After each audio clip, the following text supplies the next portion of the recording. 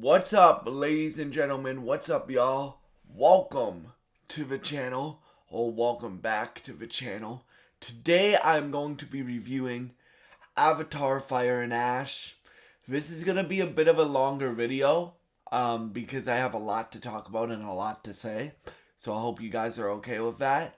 But yeah, so, and this video will contain spoilers for the movie, and I recommend you see the movie.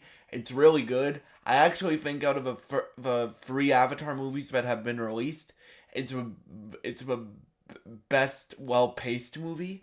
Even though it's the longest Avatar movie, and stuff like that. So yeah, I saw this movie with my grandmother today, and I've wanted to see it for a while. I really like the Avatar movies, man. I don't know why they get so much hate. They're really good movies, man. Right? Are they like Oscar caliber level movies? Sometimes they are, sometimes they aren't. But they're just good movies, man, and that's why people go to the movies for experiential events. So this movie, in my opinion, was really, really, really good. So yeah, basically what this movie's about, it's about grief. This movie's about grief. So if you guys remember, at the end of Way of Water, um, Nakiri and Jake's son got killed by the RDA. And so that's a big theme for both, and I'm gonna try to pronounce this name. I'm probably gonna butcher it. Locke and Jake and Akiri. So they all have very different ways of grieving, right? Because Jake is very like he's very like he shows emotion, but he's very like inside or like emotion. Jake comes from like the military background, right? Nakiri Nakiri learns in this film not to hate all humans, right? If you guys remember, Nakiri didn't like Spider, right? Right? She didn't like that Jake and the Sully family took in Spider because Spider is a air breather in Nakiri's mind.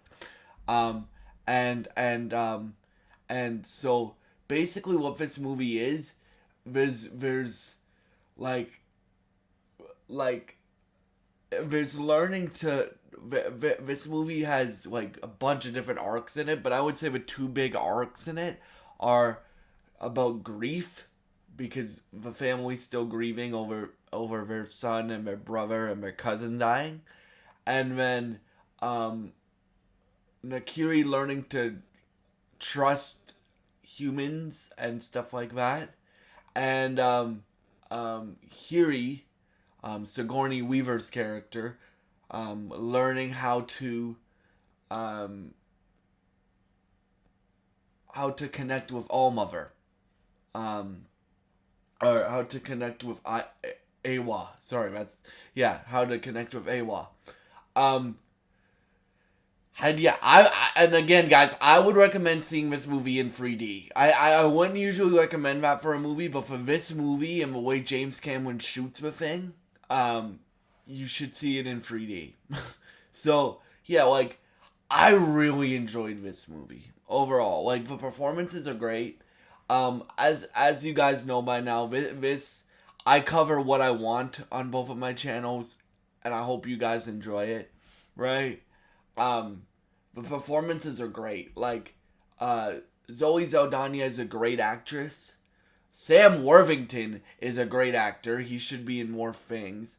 Um, all the kid actors or the actors that are around my age are really, really, really good at their parts. Like Locke, I would say the main characters are Locke and Jake in this movie because they're both on separate arcs, right? Like Jake has to learn it wasn't Spider's fault that their son died, right? And Nakiri has to learn um how to trust humans again. So yeah, um, and like the performances are great. Like you guys know what I like in actors now, right? Like, I like to see you disappear into the role. I don't want to know that it's, uh, and all these actors do that. They all disappear into the role that they're playing, right? And stuff like that. Both like visually wise and um and and performance wise, because most of them have like voices that they do. Like I can't do any of the voices because my like I don't know how. But like, for example, like your your goddess is, where's your goddess now? She's not gonna save you, right? Like that style of performance, right? Um, so yeah, like all the performances are great in it, and stuff like that. And yeah, guys, like for me, I was really impressed by this movie. Like again, as I said, I was really nervous about the length. But guys, I don't go into anything with any expectations. If you go into anything with expectations, if you build expectations up in your head about what something's gonna be, it's not gonna live up to what you want it to be, or you're not gonna have fun to do it, right? So I'm gonna be honest here. I was worried about the length because it's a 3.5 hour movie, but like it's a really good movie. Now I do have one complaint. Um, Stephen Lang is a great actor. Courage is a great character. But bro, he's been a villain for 3 movies, and you've killed him, or you've almost killed him off 3 times.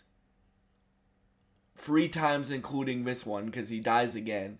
You killed him off 3 times. So, if they do Avatar 4 and 5, either, like, because he had a really crucial role for both Jake and Spider this movie. Like, Spider, uh, Jake is trying to convince Courage to like join Team Sully, right? Join the tribe and stuff like that. But like for me, he doesn't do that. But for me, like, why I'm saying, like, again, Courage is a great character and Stephen Lang is a great actor. But if they do it again where they bring him back in 4 and stuff like that, and then they kill him again, uh like, then that's gonna get a little bit repetitive, bro. Like it already has. Like I said, like, I'm very honest in my reviews. I'm very kind, right? Like but like, if you keep killing off your main villain and then bringing him back again, killing off your main villain and bringing him back again, it kind of gets rid of the stakes. So, yeah, like for me that's my only complaint, really. Um, um, I couldn't. Well, the one thing I could see coming, and I predicted this since the second movie because we teased it throughout the second movie, is Spider being able to breathe normally without the mask. Right? They do that fairly early in the movie. The main villain of the movie, of with the Fire Tribe, people are calling them Mordor Navi. She was great. Stephen Lang was great as Courage. And like, again, like, Zoe Saldana's been in a lot of things, dude. Like, she just did her career is vast, bro. She's done like Latin films. She just did one with uh Selena Gomez, and I forget the other, but it's another Latin singer. So like, she sings in a movie a bit. She can really sing, bro. right, right, and stuff like that. And it's a great performance overall. So yeah, like, um, sh- but I would say like I want to see Sam Worthington in more things. I really do. I want to see him in more things. Because he's a great actor. People forget how good he is because he's only been in these movies over the last. I think he's only been in Avatar 2 and this one. Like he was big when I was a kid. Like he was in everything. He was in Clash of the Titans. He was in another movie that I literally liked. I want to see him in more things and stuff like that. And yeah, like this movie was really, really good. The last thing I'm gonna talk about is the outro song. So the outro song, I forget what it's called, but it was done by Miley Cyrus. Now, this may be my favorite outro song of the franchise so far. Why?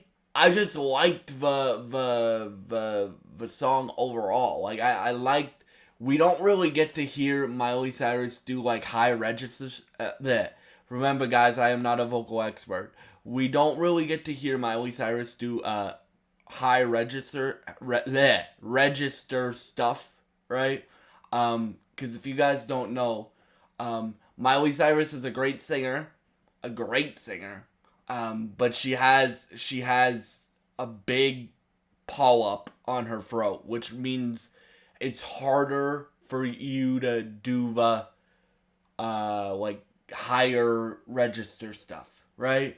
And it doesn't mean you can't sing. It means it's harder for you to do that stuff. So I want to give big props to Miley Cyrus for doing a song in higher register because I'm still learning the voice, but like you can tell how hard it. Even my grandmother, who is a classically trained pianist and opera singer, right? Was like, that's Miley Cyrus? We never hear her in high register. So I want to give big props to Miley here for doing a song like that. It really reminded me of like Stevie Nicks and like the old rock style of singing and stuff like that. And like she has a great tone, man. Like Miley Cyrus has a great tone. So yeah, like again, I have massive respect for Miley for doing a song mainly in high register, dude. Like that song really impressed me. And again, it might be my favorite.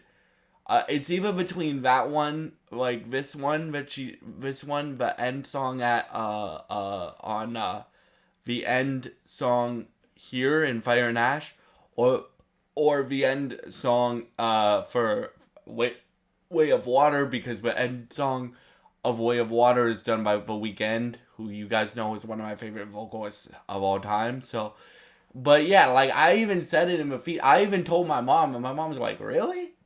Right? But yeah, dude, I just love music so much. Like that's why I want to do it. Like I do this for fun. I do it for fun. I cover what I want on both of my channels for fun. Like that's the main reason why I do this. Right? And to inspire you guys hopefully, but that's the main reason why I do this. So I just want to give Miley Cyrus big props and massive respect for doing a song mainly in higher register because I know how hard that is for her, right? And yeah, like so yeah, again, I would strongly recommend you guys see this movie. Again, my only complaint is that Stephen Lang, like again, he has a great performance in the film, but like I feel that it takes away the stakes if you keep killing him and then bringing him back and killing him and bringing it back. You keep bringing back Courage and killing him off and killing him and bringing him back. I feel that kind of takes away the stakes. But yeah, that's my only complaint. And yeah, again, I would strongly recommend you guys see this movie. I hope you guys enjoyed this review, and I hope you guys have a great day. And God bless you guys.